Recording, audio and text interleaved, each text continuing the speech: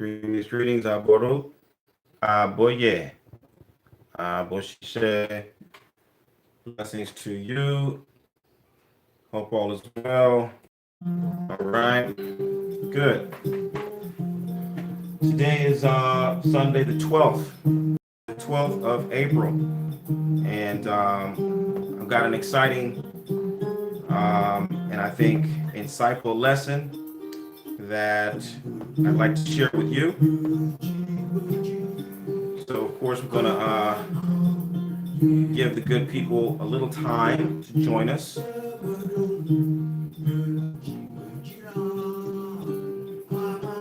They're coming in. Welcome, welcome, blessings. Aboro, aboye, aboye, aboshisho.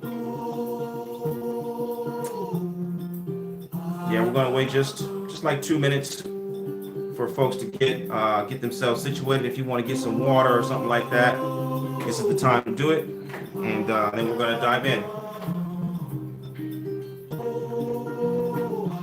Blessings to you, sir. Good morning.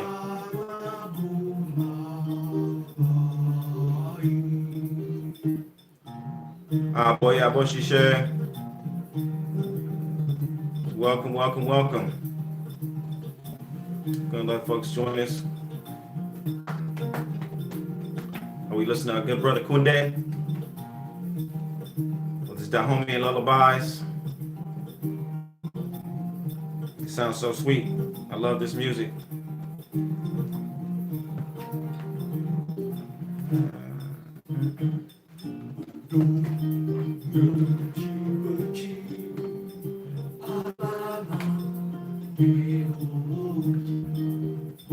Welcome, welcome, welcome, everybody. Welcome.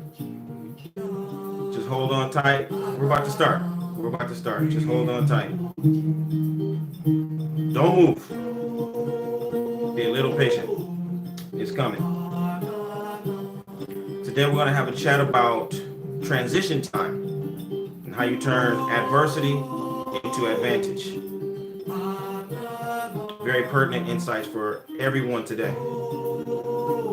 So hold on tight. Hopefully we're going to have something that'll be very valuable to you and to your friends and family.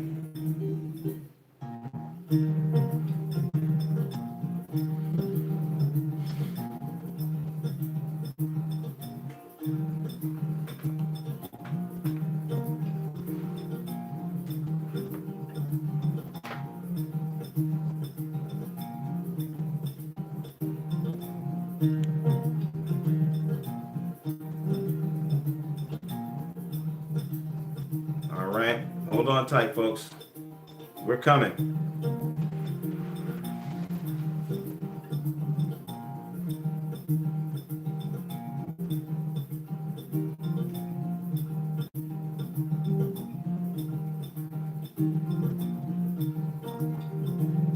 Yeah, as soon as this tune ends, then we'll dive. And we got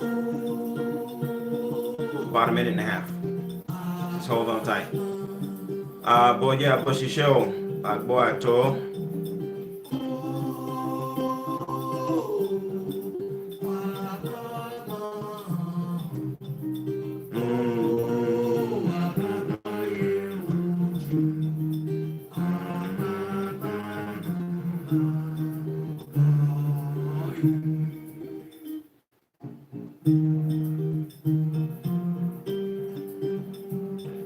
All right, we're just about ready to dive in here. I see folks are filing in. Welcome, blessings, and welcome, welcome, welcome.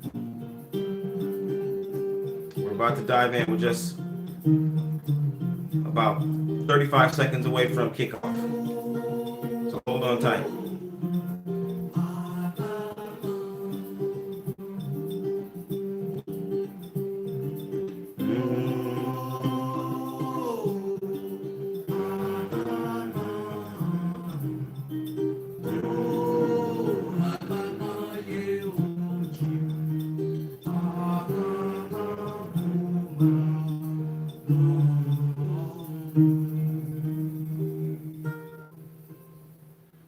All right, magnificent. Okay, welcome everybody.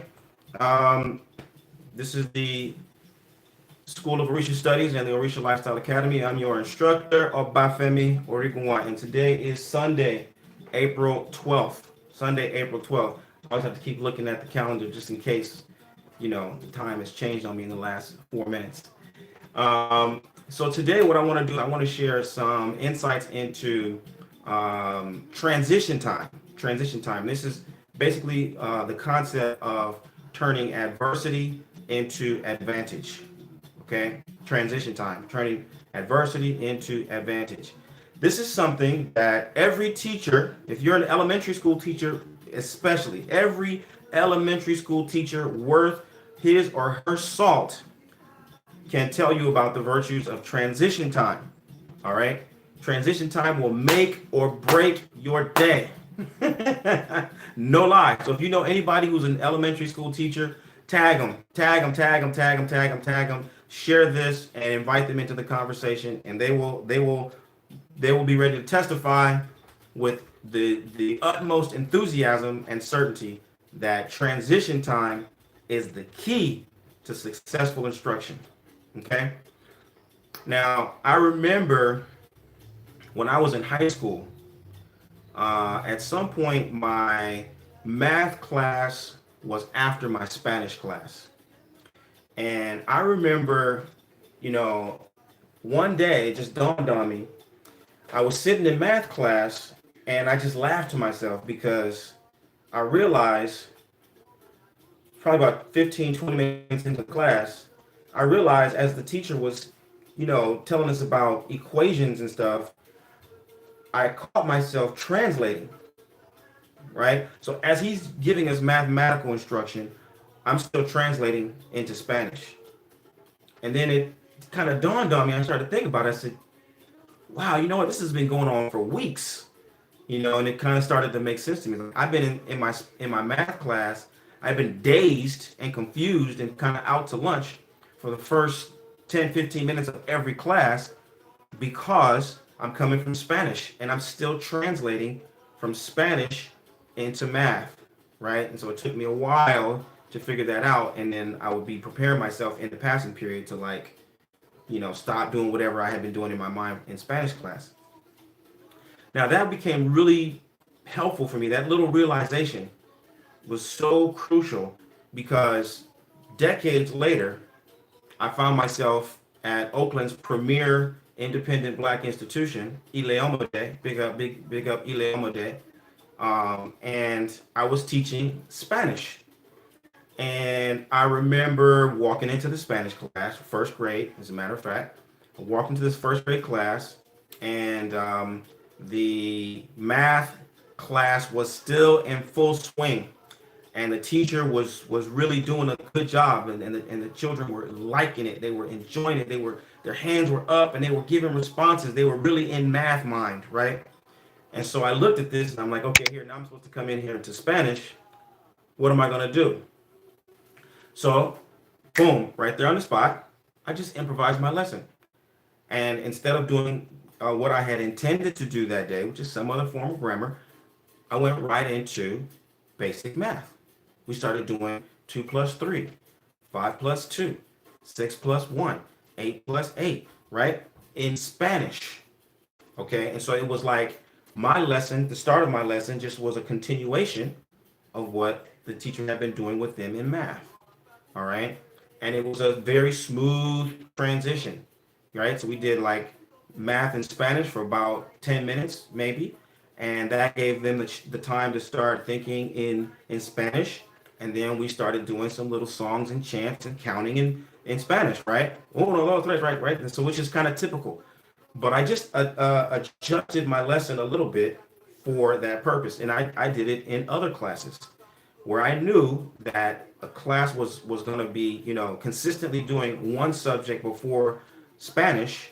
I would transition the Spanish class by bridging it with some kind of a discussion of that, a Latin American concept or a musical concept, anything to allow them to make the transition from what they were doing into Spanish. All right. That is the art of transition. The same thing is true if I'm facilitating a workshop. Same thing is true if I'm writing, right? So if I'm writing a blog post or I'm writing a book, the key is transitions. You've got to be able to transition from one idea to the next so that the reader isn't lost or so that the participant isn't lost, right? You got to close up one idea and then move into the next, all right? So this is key in all of my work, right? Transitions will make you or break you. If you don't have a good transition, all the momentum that you had coming from the previous lesson or the previous idea, it's going to crash. Okay, it's going to crash, and your students are going to resist. They're going to fight. They're not going to go willingly. It's not a conscious effort. It's just the way the mind works. All right, which is why when you start going into any kind of group activities, they usually have an icebreaker. The icebreaker is to help a person transition, get out of whatever they were doing before, whatever they were, talking about on the phone in the parking lot, or whatever they left when they were at work, so that they can be present. Okay, that's what an icebreaker does. It's a transition. It helps you to maintain momentum and continuity, moving from one idea or one activity to the next. What does that have to do with what's happening right now? Well, right now, we're experiencing an abrupt shift, an abrupt change of subject, right? 2 weeks ago, everybody was going to work every day. You had a fixed schedule. The children had a fixed schedule. Everybody around you had a fixed schedule. You knew what was going to happen from day to day, more or less. And now, boom, all of that has come to an abrupt end, right? So there was no transition. Everybody is kind of living in shock, okay? We're just feeling the extreme adversity of our situation. But what I want you to understand is that there's going to be another transition. Right now, this is your opportunity to be planning. So if I put myself in teacher mode, this is my preparation period. This is the time where in my instructional day, I get to sit down and I get to think about what classes I'm teaching, where am I in my lesson plan, where am I in the semester, where are my students for this class or that class, and I can start adjusting and bringing in different kinds of materials and learning experiences that will allow me to meet this moment. That's what this is for you. All right. So what I'm sharing right now about transition time is that everything has shifted and my mind is still somewhere else. Right? Chances are your mind is still somewhere else. Your mind is still on where you were 2 weeks ago, where you were 3 weeks ago. And you're waiting for everything to go back to what it was before. Right? You just can't wait for things to go back to normal. Right? Things are not going to go back to normal. This is a new normal, ladies and gentlemen. We're moving into a whole new subject. Okay, there's a whole new normal. I'm not saying that you're going to be on quarantine forever, but there is going to be a new normal, and you need to start anticipating that. You need to start reprogramming yourself for that. You need to start anticipating how you're going to shift and take advantage of this so that you can go into the next situation with authority, not being dragged by your feet. All right. So what I'm going to share with you are 5 lessons and best practices that I have found in the art of transition. Okay. And all of this is totally in keeping with the teachings of Ifa, right? Because who is Orunmila? Okay. What distinguishes Orunmila from all of the other divinities? Orunmila is the master of influence. Orunmila is the master of negotiation, right? Orunmila is the master of persuasion, right? Because what do we know?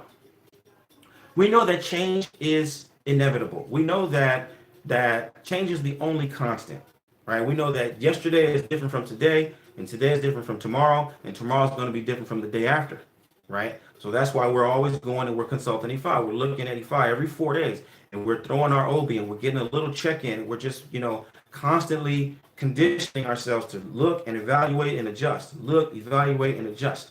That's what Orisha lifestyle is all about, particularly if you are an Ifa devotee, because that's what Orunmila teaches us. Orunmila teaches us that, in the process of change, you can't fight change. You gotta appease change. You gotta adjust to change. You gotta take it easy, right? Now, there are other deities who are forceful. Okay, so you can fight change, right? There is a way to go in and muscle up and get your arms and all that and fight change.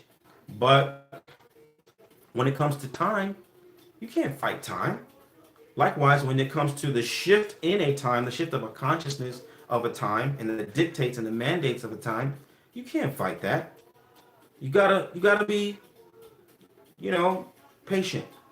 You gotta be subtle. You gotta gradually influence the time, right? So there's a difference that I want to make. Even though we accept that change is inevitable and we are in the midst of a change that we have not orchestrated ourselves, we don't have to be victimized by that change. We don't have to be oppressed or overwhelmed by the change. We can define the change for ourselves if we look at some of the examples that Ifa offers to us. One of the best examples is comes from Osemeji, right? Osemeji, the most notorious refrain or mantra from Osemeji is sometimes someone has to stoop in order to conquer. Sometimes you have to stoop to conquer. Sometimes you got to bend. Sometimes you got to be flexible. Sometimes you got to yield and go with the flow in order to be victorious. Of course, this is where Oromila was a world-class wrestler. And Oromila was going from kingdom to kingdom. And he was defeating all of his foes, one after another. But every time Oromila would fight and use force and win, what would happen? Oromila would lose. He would lose money. He would lose friends. He would lose peace in his home. Things were going bad every time Oromila would win a fight. And so he had to go and ask Ifa, like, what's going on? Every time I win, I lose. Why? And he said, Oromila, you got no business fighting. You shouldn't be doing all that. Learn to lose, my friend. Give. Let your opponent throw you. And so Oromila did. He went, he fought, he wrestled. And even when he was on the verge of winning, you know, Eshu reminded him he's not supposed to win. Be flexible, yield. Oromila allowed himself to lose. And then Eshu came out disguised as a chief, and he starts to, you know, chastise the wrestler and calls for the chiefs and then calls for the king. He says, Oromila's a holy man. You can't do that to him. You guys got to pay up. Bring cloth, bring beads, bring money, bring servants. And they made Oromila wealthy, right? And Oromila repeated that in one kingdom after another. And each time he became wealthier and wealthier and wealthier. What that Ifa is telling us is that sometimes you have to stoop in order to conquer. Sometimes you've got to yield in order to be victorious. Like my mother used to say, you can't die on every hill, right? Don't win the battle and lose the war. So these are concepts that are embedded in our tradition. In this time, we've got to be flexible. We've got to yield. We have to not be resistant to the reality that we face. Okay, if we're going to make the transition smoothly. Another example that reiterates how important this is of there's a verse of Ogunda Bede, Ogunda on the right, Ogbe on the right, on the left. Ogunda Bede teaches us about a time where Obatala, you know, Obatala is the commander of Ashe, the, you know, Allah Balashe. He's the Obatala has the power to create, right? That's why he's the sculptor of Olodumare. Obatala has this, far-reaching creative ability. Okay, but he goes to Castifano. Romila tells him, Obatala, you got this power, but you can't use it to curse. You can't use it destructively. You got to use this power only to create positive influence. You can only pronounce blessings. So what happens? Long story short, Obatala, his wife Yemo, wants to have a baby. She has a baby. At the same time, there are three youth in the community. These three guys, for whatever reason, decide they want to have a life of hardship and adversity. And they choose to be desolate and outcast and isolated. Orumila doesn't want to grant them their wish, but finally he does. And they end up being like outcasts of the society. They become miscreants. and their situation is so bad, they end up attacking Yemo after she has a baby. They attack her and they kill her baby. Right? Horrifying thing. When Obatala finds out, what does he do? Obatala goes and he gets his ashe, his power, this thing that he uses to command things into being, and he uses it. He curses him. Whoever did this to my wife, let you suffer. Whoever did this to my wife, my child, let you wander. And they were these three young men were wandering for like 3 years. They were out and they got worse and worse. Meanwhile, Obatala's wife goes and she sacrifices and prays for another baby. She has another baby while she's out doing her work. She's pounding indigo in the forest. Again, these three show up. They even worse off, right? They do the same thing. They kill the baby again. Obatala he's enraged. He goes out, he gets his ashe, and he starts to curse them even more. And they got worse. Those three guys became deranged and insane, right? But now Obatala had to go back and he consults Ifa. And Ifa says, Obatala, I told you not to use your power to curse. You've got to use it to bless. Should you meet hardship again, you can't meet it with force. You got to be soft. You got to be cool. You got to pray for good things. You got to make blessings. So, third time it happens. If you can believe it, it happens a third time. This time, third time being that Yemo has a baby, and these three, lunatics come out and they kill the baby. Obatala this time, instead of cursing, he gets his ashe on the spirit of the three hear Obatala, and they come to where he is. He says, what's wrong? Why are you guys doing this? He doesn't stop there. They start to tell him who they are and what's going on. Obatala cleans them up. He gives them fresh white clothing. He gives them haircut, right? He discovers who they are. He takes them back home. He reintegrates them into their families. And guess what? Everything becomes cool and peaceful. Yemo goes and she prays and sacrifices for another child. She has the child. She goes this time, and the child grows and grows. But no calamity befalls them. No hardship befalls them. The child is able to grow healthily and free, right? So again, Ifa is illustrating for us that you have the power to create. You have within you, you've been endowed through Obatala's agency to create, right? That's what it means to be a person. We are creators, which is what in Dahomey, in Fon, a human being is Beto, a creator, a master of speech. We have the ability to pronounce things and make them be so. And so we have to take that responsibility and that opportunity most urgently when the situation is like what we're facing today. We're tempted to be caught up in emotion. We're tempted to become angry. We're tempted to react and lash out, right, and try to fight the situation. Sometimes not even consciously. But what we learn from at least that example in Ogunda Bede, that's not the way to go about it. Like Orumila had to bend and be, flexible. We got to be able to see the real outcome that we want. We got to be able to pray and pronounce the real blessing, the real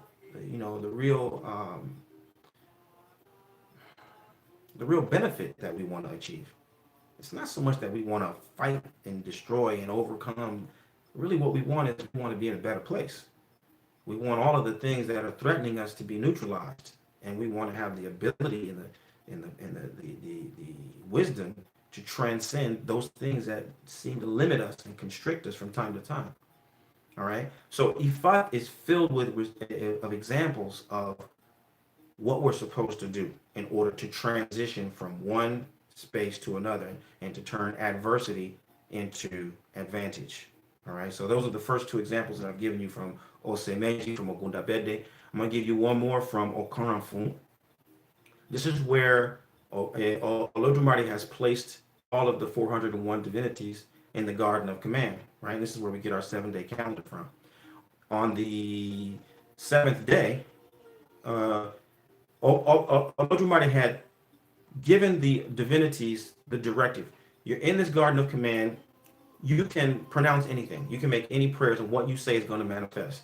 The only limitation here is that you can only pray for positive influence. You can only pray for positive outcomes. All right. No negative pronouncements are going to manifest.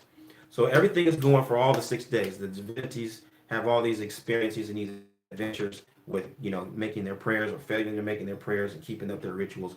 But it is as Olodumare has said it would be. And every day, at the end of the day, Olodumare will check in with the divinities and say, what happened today? What did you guys experience?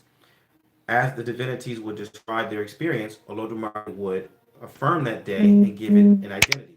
This is the day of longevity. This is the day of prosperity. This is the day of victory. This is the day of deliberation, etc.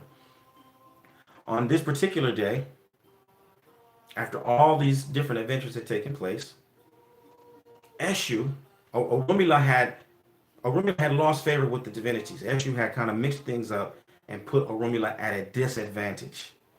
And so when Orunmila was at the disadvantage, Eshu then went to all of the other divinities.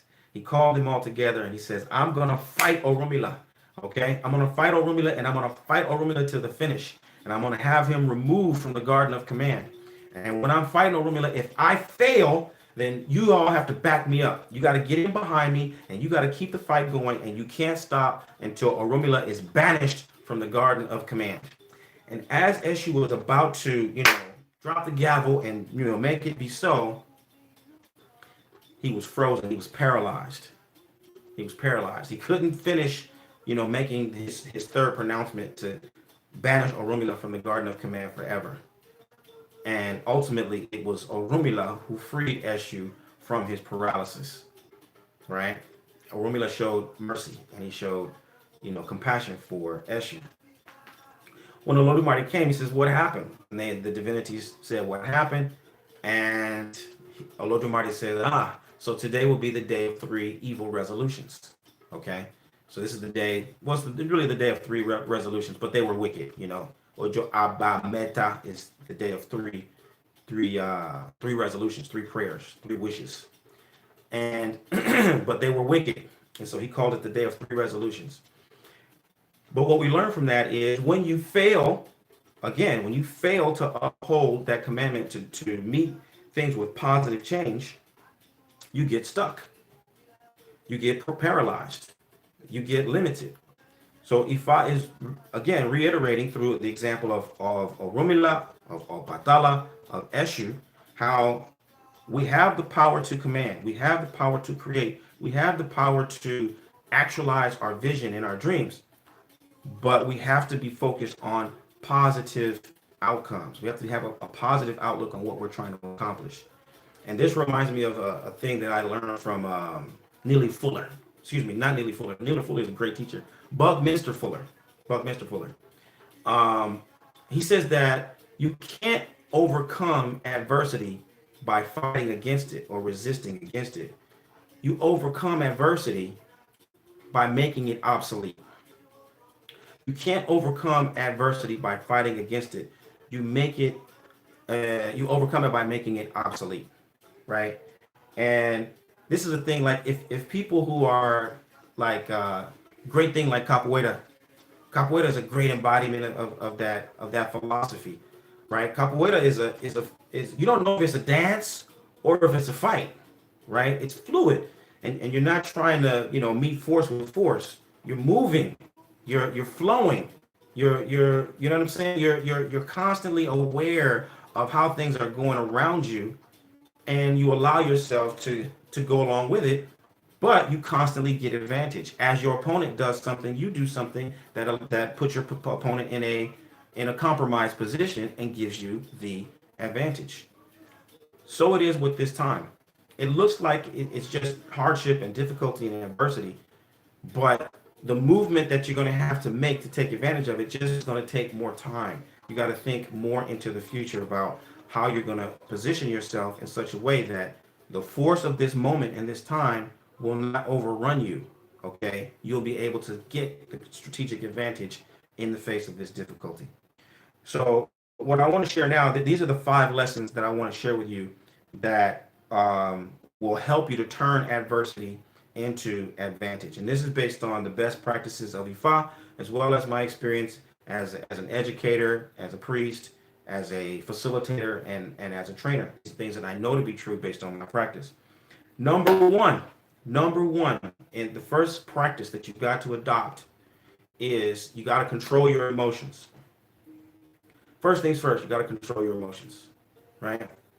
Now, how do you control your emotions? I don't mean you suppress your emotions, you ignore your emotions, you deny your emotions. No, things are happening. You know, you're listening to all this conversation about the virus, and they keep changing the narrative. Is it man-made? Did it come from China? Um, are black people getting it because of poverty? Is it, you know what I'm saying? Like the whole narrative about the virus really is by my estimation, it's about emotional manipulation. The whole conversation just keeps changing and changing and changing. And the only thing that's constant in the conversation is that people are getting more and more anxious. They're getting more and more afraid. They're getting more and more ramped up, right? So here's how the one thing that you do to control your emotions. This is one thing that you do to control your emotions. Things are happening. People are saying this or saying that. And you get mad. You say, well, you know what? That pisses me off. I don't like it. But that's where you stop. It's the end of the conversation. I'm mad about this. I'm anxious about this. This is so scary to me. I'm just feeling so triggered. Okay, that's where the conversation stops. Right there. You need to own that. We don't need to hear anything other than that. You don't need to go any further with that sentiment. I'm angry, I'm afraid, I'm triggered, I'm whatever. After that, you need to go sit in the corner. You need to take a walk around the block. You need to draw some pictures. You need to do whatever you need to do, but you need to own your emotions, and you need to manage those emotions and figure out if that's the emotion you really want to deal with right now. That's how you want to feel. Do you want to be angry? If you don't want to be angry, sit down and figure out a way not to be angry. That is the end of the conversation, ladies and gentlemen. Own your emotions. Take responsibility for how you feel. Grow up. Okay? This not okay for you to just be out ranting and carrying on because you're feeling emotional and you haven't even figured out why you feel that way. Okay? First things first, figure out how you feel and own it. That's it. Number two, suspend judgment. Suspend judgment.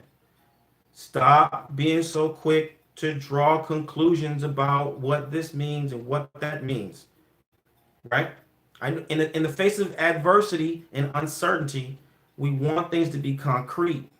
And so, in an effort to try to create concreteness, we judge. Right?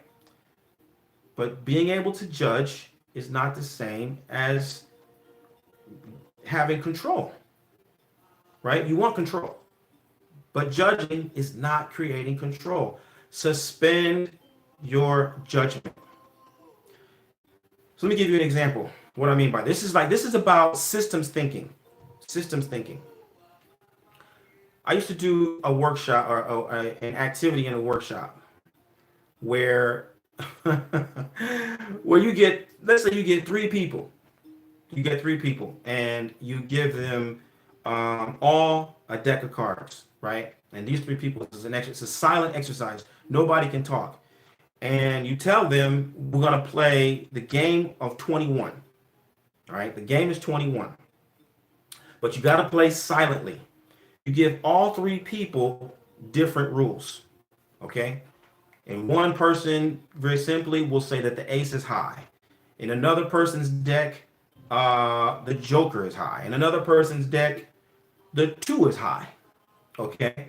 And so they're playing, and as they're playing, a person expects to win because they put down the high card, and then someone else snatches it up, and you start to see what happens and how the game starts to degenerate because they can't talk. They just have to observe. Okay? For the people who are quick to conclude, this guy is cheating, or this, you know what I'm saying, she just doesn't know how to play, and she's just going to take the cards. If you're quick to draw to that conclusion, then you'll snatch up the cards.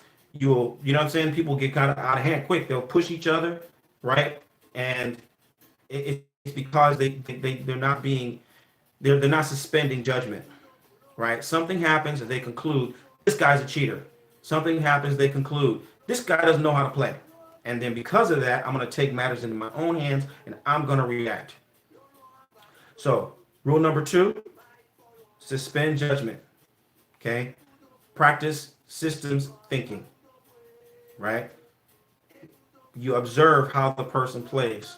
You observe, what they are considering the high card. Okay? And you start to understand, okay, I understand what this person is doing. I know where you're coming from now. Okay? So that's number 2. Number 3, create your own context. You got to create your own context. When I say create your own context, what am I talking about? I'm talking about like you know who you serve, you know what you bring to the table, you know what you want to do. Okay, you have your own concept of reality. I'm here to do a specific thing, right? I know that my mission right now is to teach Spanish, okay, to the first grade class, right? You create your own context, and what really, I'm teaching not only Spanish, I'm teaching, vocabulary about the household, or I'm teaching the verb estar, whatever. You create your own context. You got to go in there with some framework for what you're doing. Don't just be wandering aimlessly throughout life right now. Get clear. What are you doing? What are you doing right now? All right. This is going to help you with transitioning. You got to get clear about what you got to make up your mind and focus on what you're actually trying to accomplish right now. That's what I mean by creating a context, right? You set it up for yourself. The world might seem like it's just gone into chaos, but I myself, I'm writing a business plan, or I'm setting up the future of my lineage, or I'm establishing my spiritual practice, or whatever the case may be. You got to create a context for what you're doing. Define your own reality. All right. Number 4, it's crucial that you are tapped into your heart and that you convey empathy, right? You got to convey empathy. You got to, you part of when you own your feelings, it's going to help you to do this part. You convey empathy. You know how you feel. And because you know how you feel, when you see other people responding or reacting, you can identify, not necessarily identify, but okay, I know what this person is feeling. This guy's afraid right now. Oh, she's anxious right now. That's what's going on. She's feeling real insecure. You can convey that. Um, you can use words that speak directly to that. You seem very anxious right now. Okay, you sound like you're really angry right now, right? Not from a place of judgment, but from I recognize what you're feeling. I'm resonating with that vibe right now. Seems like you're angry right now, right? Likewise, you demonstrate understanding. Okay, so for example, if you think about the example I gave of teaching the math class and the Spanish class, right?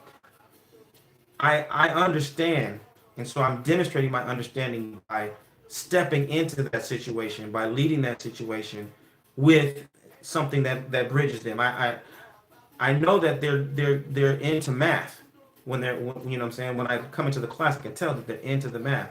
And so because I understand that, I'm going to roll with it and I'm going to do math in Spanish. That's me empathizing with them. I feel them. I understand where they're coming from, and I know what to do.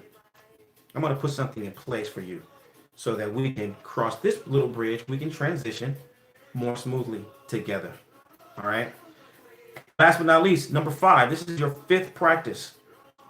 Remain focused on your objective, but be responsive to your reality. This comes back to what I was saying before about suspending judgment.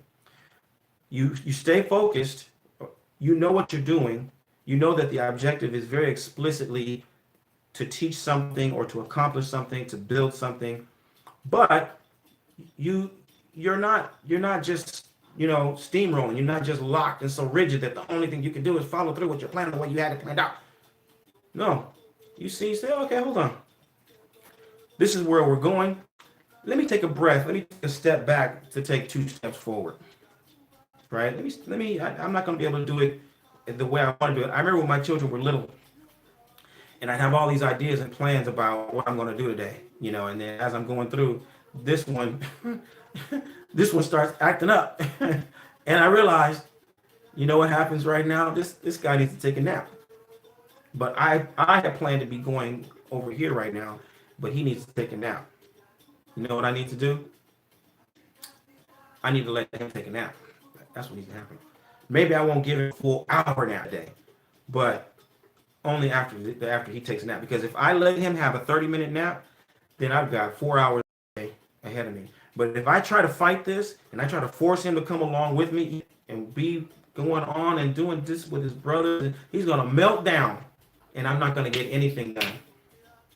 So you stay focused on what you want to do, but you're also responsive to the obvious reality that you're facing. All right. So if you can do those 5 things, you will be able to move smoothly and transition from where you are to where you want to be. You'll be able to turn the adversity of this moment into your advantage. Okay, I'm gonna recap them for you one more time real quick. Number 1, control your emotions.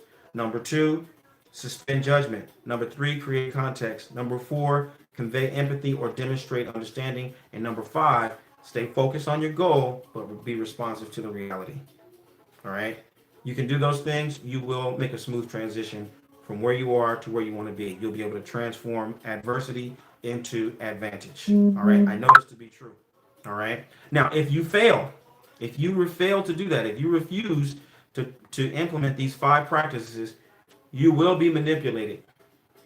You will be manipulated. I've seen smart people get manipulated by real simple playground antics. People can dangle all kind of stuff in front of you and make you all mad and make you scared and bring you all into your childhood trauma. And they're just playing with you, right? You don't want that. You don't want that. Okay, this is not the time for you to be getting manipulated. If you don't implement these 5 practices, you will be frustrated and angry, and you will feel victimized. You will feel disempowered. You will. All right. If you refuse to implement these 5 practices, you will find yourself further isolated from your path. Okay. You will look up at the end of 3 months, 6 months, 9 months, a year, right? And you'll be barely recovering, right? There are people who are, if you think of it in economic terms, when there's an economic downturn, when there's a recession, it takes people a decade to recover. Sometimes they don't recover. But likewise, mentally, emotionally, spiritually, people have to have a recovery time. If you want to shorten, right? If you want to shorten the trauma you experience in this, you'll implement these 5 practices. If you fail to, you will find yourself further and further and further away from how you want to think, how you want to feel, how you want to exist in the world. Okay? If you fail to do so, you will find yourself in a vicious cycle of reactionary behavior. Okay? If you don't implement these 5 practices, you're going to find yourself in a vicious cycle of reactionary behavior. We're just going around and around and around and around, right? And it will be spiraling slowly downward, downward, downward, downward, downward. All right? And you don't want that for yourself. It's not necessary, right? Put these 5 into play. I guarantee you're going to notice a difference. You gotta commit to it though. So it's not if it's convenient when you feel like it. You gotta really commit to these 5 practices. You gotta write them down on your wall, put them up on your refrigerator. You see fit, but commit to them. And by May 12th, I should be getting all kinds of great reports from people all over the world saying I did it and it worked. All right. Now, the way I'm implementing this right now. So, for example, inside out approach to a richer lifestyle. What do I mean? I mean, for example, I have a thing called the Odu study guide, right? Where I'm teaching the Odu Ifa, standard Odu Ifa, okay? The sacred text. But I'm teaching the sacred text from the most basic level of, do you comprehend the story? Do you understand the content? But then from there, I'm going deeper. I'm going into the psychological implications of the symbols. Okay, what do these symbols mean to the human psychology? And we're going deeper, and we're looking at what are the political, cultural, economic significance of these symbols. Okay, so I'm taking people into a personal relationship to the Odu. I'm helping the people to relate to the Odu on multiple levels. I'm helping them to apply the teachings of the Odu to their own mental and emotional experiences. All right, this is what we do on a regular basis. As a matter of fact, if you read any of my work, any of my books, you're going to see that it's all inside out. I'm not just trying to data dump and give you a whole bunch of information. I'm trying to help you to understand how this information applies to your lived experience, how you're going to apply this into your thinking and your feeling and your doing that will keep you on track with who you are destined to be, right? You chose to do something. You chose to be here for a reason. And so Ifa is supposed to help you do that. But the only way Ifa is going to do that is if it is constantly redirecting you towards your experience and helping you to decipher that experience according to the principles and the teachings of Ifa. So we do that in the Odu Study Guide. Another thing, for example, that we practice in the School of Orisha Studies is we have an Odu study group. Okay, every Tuesday, of course, and we go through those same subjects that I mentioned. I break down the Odu according to the Orthodox interpretation. This is what this Odu means. This is what this story means. This is what this symbol means. But we incorporate in every Odu study group a personal conversation that allows all of the members and the students to apply the teachings of that Odu to their life right now. What does this mean to you? How are you seeing this Odu manifest and play out in your life right now on a day-to-day basis? Okay, and you know, I use all of my skills as a teacher, as a trainer, as a counselor to help people to normalize their experience, to create an internal context for their experience, and become integrated with that experience. You know what I'm saying? When I say integrated, aware and cognizant of this is what is actually happening for me as Ifa is telling it in the Odu. That story is my life right now, and this is what I think about it, how I feel about it, and this is how I'm gonna, assimilate that energy into my consciousness. Okay, so that's what we're doing. That's my standard practice, and it works. It's valuable, and when I say it works, I mean people's lives are improved as a result of that kind of an understanding because they're able to apply the teachings of Ifa everywhere they go. They're not locked into the shrine. They're not limited to Ifa only is real on the mat. They're not trapped by the external trappings of beads and pots and titles, and you got to have these things in order for Ifa to be real for them. No, you can see it, you can practice it, you can make sound and wise decisions based on these principles as they manifest in your life. All right. So I want to invite you to continue to grow. I want to invite you to continue to expand and to take advantage of this moment so that you can transition from adversity to advantage. All right. So that's the lesson for today. I hope you got something out of it. If you've got questions, now's the time to raise them. I'll be more than happy to hear them out. I'm gonna turn up a little bit more of Kunde for a moment, but this is the time for you to raise questions. If you don't have questions, it's okay. What I'll do is I'll of course leave it open that you can talk about your questions or concerns in the comment section, and I'll be happy to respond. But I do see one question here. Sorry. When you finish, can you please give us the literature of the book? The literature, well, the literature, maybe if you talk about the Odus that I cited earlier, those are in my own books. Pataki, I've got one of those in my book, O Batala. I made reference to those. So you can get my books and you'll find them there. Yes, this will be on YouTube. I'm recording it right now live on YouTube. So if you're a subscriber to my YouTube channel, you're going to find it there. All right. So, it's 50 minutes, and that's enough time for me. I'm saturated. I think you guys have gotten the message. The last thing I'm going to ask you to do, which is always my practice, you know what I'm going to say next if you've been following these videos. I'm going to ask you to go out, and I'm going to ask you to talk to 3 people, folks. 3 people. 3 people. This is your job. Okay, I'm giving you a free lesson, and it's not free though. I should have told you at the beginning. This is not a free lesson. There's a pay. There's a free fee you got to pay. What I need you to do is I need you to talk to 3 people about these 5 practices within 24 hours. Within the next 24 hours, I need you to talk to 3 people about these 5 practices. 24 hours, 3 people, 5 practices. Okay? So that's your responsibility. All right? And then if you feel so inclined, then you can, check back in with me. I'll be more than happy to hear your results. But I know you're going to get some great feedback. I know it's going to be meaningful for you. You're going to really, really appreciate the value of these instructions. All right? So that being said, I'm going to sign off and handle my next set of duties. Much love to you all. Blessings of the ancestors are yours. Remember that, it's all about bringing about the good condition by living the medicine that will heal your life and will heal the lives of the people who you're destined to serve. I'll talk to you soon. Much love. Odabo.